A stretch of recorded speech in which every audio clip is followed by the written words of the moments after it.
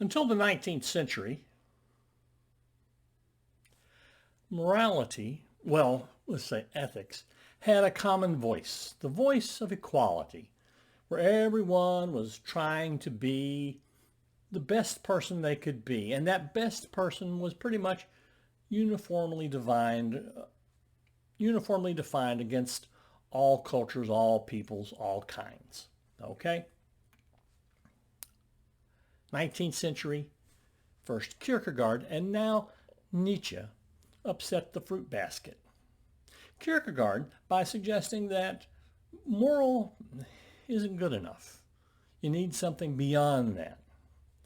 Nietzsche by suggesting morality is founded in the wrong thing. He calls himself both an anti-moralist and investigates the genealogy of morals and proposes at least two different accounts of morality that are part and parcel of everyday life. What does he really mean? Well, as near as I can make it, what he really does mean is morality needs to be founded in life.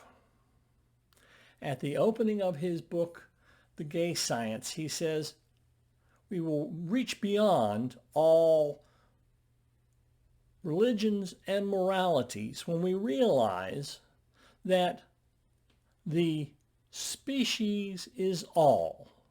One is always none. What he seems to be proposing is that the real morality is not found in individuals, but rather in the species at large. That if we will, as he says, transvalue all values, put them back through the mill hopper, if you will, of thought and go, well, wait a minute, what's really important? Well, in the AntiChrist, he suggests that what's really important is power, the will to power. Now, in English, we tend to get hung up on that word, will to power. We think about power over people. He does use the terms master and slave morality, but not that the master rules the slave. In fact, he suggests the other way around. The master equality would be an equality that looks at the species and says, not how can I make this person or that person better, but how can I make the species better? And the argument is, well, by letting those who have a way to change the world, to let the power they have make a difference in the world, let them have it. Let them make that difference. Give them the power. This he opposes to the slave morality. The master has power. That's what it is to be that sort of person, the sort of person who has the ability to make things, do things, change the world. The slave, well, the slave is the rest of us. Those of us who, we're normal. There's nothing wrong with us. At the worst, Nietzsche calls us the virtuous stupid and recommends that we sit on our hands. That's the worst, he says. He does say we're virtuous, for what that's worth. And as for stupid, well, I'll leave that up to you. You can decide that one for yourself. But his idea is that the master isn't worried about everybody else. Everybody else is there. He hopes that they're getting something out of all this, because that's not really why he does it. He does it because he can, or she can. He tends to talk in terms of he's. That's why it's called master, male pronoun, male name, male noun. But it could be mistress. The point is it's that person who has the power, who has the energy, who has the ability to make things happen. Most of us, he suggests, don't. The problem comes when those of us who don't develop a resentment against those who do. and as such seek to undermine their ability, their desire to express their great strength, to keep them from being above the crowd, chop down the tall poppy, as they say. This morality becomes a morality not of this world. Again, the person who is a master has the power. They're going to express themselves. They're going to be great people. I saw a fellow the other day on television who ran a marathon every day, or maybe he walked 500 miles. I forget which. I heard about both of them. But the point is, this was a young man trying to raise money to help the helpless and the homeless by walking from where he lived to the school he was going to attend, some 500 miles away. This is not a person who needs help. This is a person who is going to succeed. This is a person who has the force, the drive, the ability to make a difference. It's everybody else that needs the help. We need to help each other, I suppose, because that person will help us in passing. See, he helps in passing. It's the walk. The walk was the feet. It's the incredible thing. It's why he was able to raise the money. He couldn't just say, oh, I could walk 500 miles, and why don't you all donate money? He has to do it. And when he does do it, then everyone gets on board. But you can't do it if you don't have the power. If you do have the power, you'll express the power. You have to. You have it, it will come out. Those of us who do not. Now, as I say, what he calls slave morality is the person who looks at themselves and says, oh, they're so great, that makes me what? A slave? Yeah, that's what it is. They diminish themselves, he suggests. They are the ones who call them a slave, not the master. Again, the master can't be bothered. They're just there to hold the planet together, make some food, pass some dirt, whatever. The slave looks at the master and says, I can't do that, and resents it, and so pulls them down and says those kinds of things that are what a master does are wrong.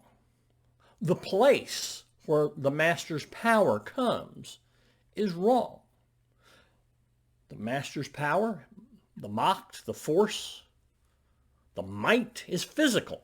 It expresses itself in physical activity and physical achievement, whether that is composing a symphony or building a skyscraper, leading an army, building a monument. Whatever that thing is, it's in the world. The master lives in the world where the will to power is made manifest. The slave encourages everyone to live somewhere else, to live in a world of fantasy, of imagination, living with an understanding that this world, the here and now, the world where power makes a difference, where force makes a difference, is unimportant. We need to stop thinking about these things. What we need to do is concentrate on a better world, a better life, a transcendent life, making the work of the master unimportant, trivial, insignificant. Who are they? What do they do? Are they transcendent? No, they're not. They're merely people in this world, and as people in this world,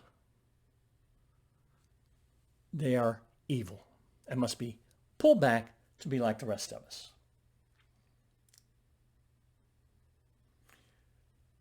So for Nietzsche, the morality of the slave is built on guilt, resentment, and a basic disapproval of life.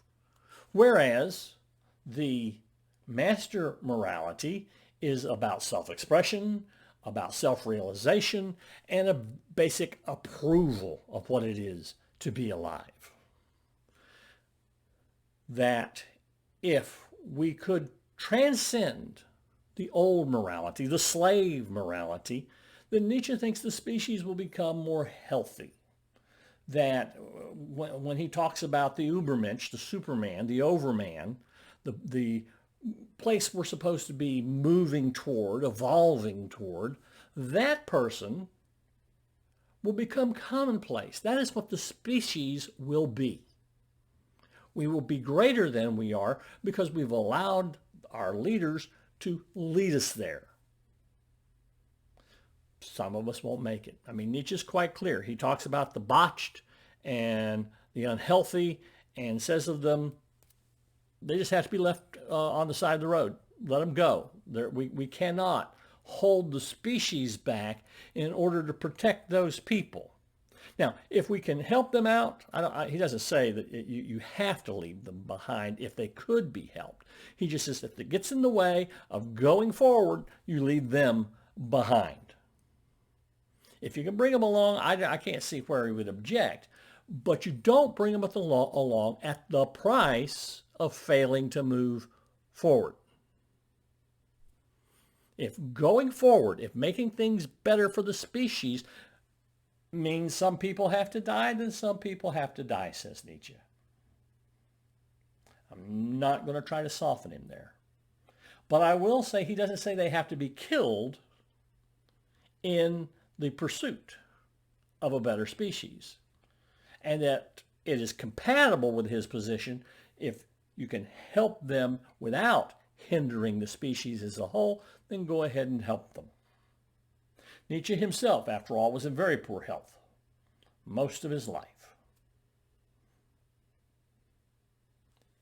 So morality is for the sake of the species, says Nietzsche.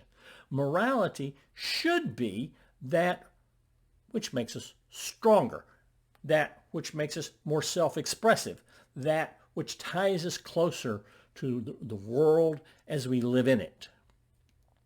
Instead, he says, we live in a world where people resent persons who are better than themselves at things, that fill others who are successful with guilt. They fill the successful with guilt for being successful. They fill the unsuccessful with guilt for being unsuccessful. Guilt is the great tool of the slave morality. And then, as I say, the master, knowing nothing of guilt, knowing nothing of resentment, only loves life. It is the slave, filled with guilt and resentment, who wants to escape this life, go to some place where everything will be equal, where everything will be balanced, where there will be no need to be resentful because no one can do anything anyhow. No need to feel guilty because there's nothing to be done, but means you give up this life we live in here and now for a life that Nietzsche suggests is mere fantasy. All right, I know that's a lot to think about. I hope it's a lot to talk about. Come on back. Keep talking philosophy.